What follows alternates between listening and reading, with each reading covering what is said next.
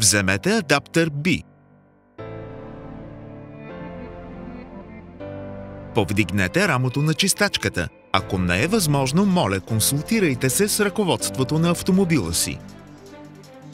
Отстранете износената чистачка. Уверете се, че предното ви стъкло е напълно чисто. Захванете адаптер B на новата чистачка.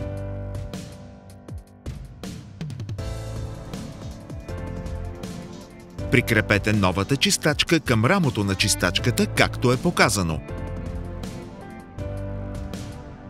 Поставете перото на чистачката върху предното стъкло.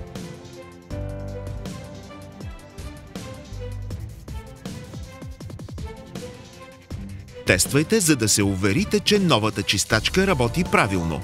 Валео препоръчва да сменяте чистачките веднъж годишно.